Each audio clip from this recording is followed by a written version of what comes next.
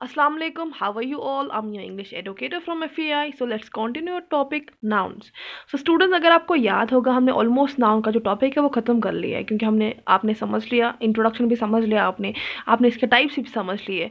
तो आप बोलोगे मैम अगर हमने ख़त्म कर लिया है तो आज हमें क्या पढ़ना है? तो स्टूडेंट्स आज हमने क्या पढ़ना है? अब्स्ट्रैक्ट नाउन का थोड़ा कुछ और जानना है हमें, क्योंकि अब्स्ट्रैक्ट नाउन आपका ऑलमोस्ट कंप्लीट हो चुका है, आप समझ भी चुके हैं। तो हमें अब थोड़ा सा और जानना है अब्स्ट्रैक्ट नाउन के बारे में। तो क्या जानना है वो मैं आपको अभी दिखाऊंगी, ठीक है। तो इसी के साथ फिर हमारा जो नाउन है वो कंप्लीट हो जाता है, ठीक है। अब जो अब्स्ट्रैक्ट नाउन और जनरली फॉर्म्ड फ्रॉम, अब जो अब्स्ट्रैक्ट नाउन है स्टूडेंट्स, इसके जो टाइप्स हैं वो किस पे बेस्ड है? वो बेस्ड है किस पे? जो अब्स्ट्रैक्ट नाउन है ये फॉर्म कहाँ से हुए हैं, इनकी फॉर्मेशन कहाँ से हुई है?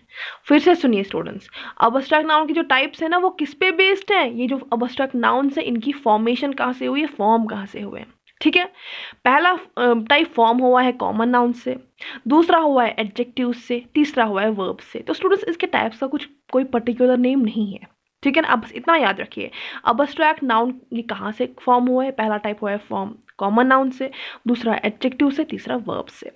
तो स्टूडेंट्स कॉमन नाउन आप समझ चुके हैं, है कि नहीं? समझ चुके हैं ना, मतलब ये ऑर्डिनरी नेम होता है, इसमें ये कोई मतलब पर्टिकुलर नेम नहीं दिया गया है किसी पर्सन, प्लेस या थिंग का, ठीक है। ये आप समझ चुके हैं। अब जो ये एडजेक्टिव्स है, वर्ब है, ये आप नहीं समझ चुके हैं, ये आपने पढ़ा भी नहीं है अभी। तो स्टूडेंट्स ये दो हम इधर पे छोड़ देते हैं, क्योंकि ये जब तक आप समझेंगे नहीं तब तक आपको आगे आज का समझ नहीं आएगा। फिलहाल हम किस बारे में समझेंगे? कॉमन नाउन के बारे में, ठीक है।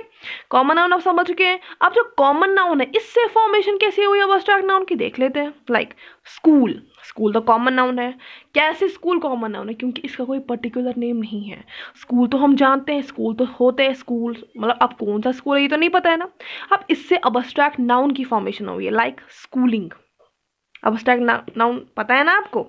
Very good. Like child, child एक कॉमन नाउन है, लेकिन इसका नाम क्या है इस बच्चे का तो हमें पता ही नहीं है। इसकी फॉर्मेशन इससे फॉर्मेशन हुई है किसकी? अब्स्ट्रैक्ट नाउन की। लाइक चाइल्डहुड, चाइल्डहुड क्या है? बचपन है।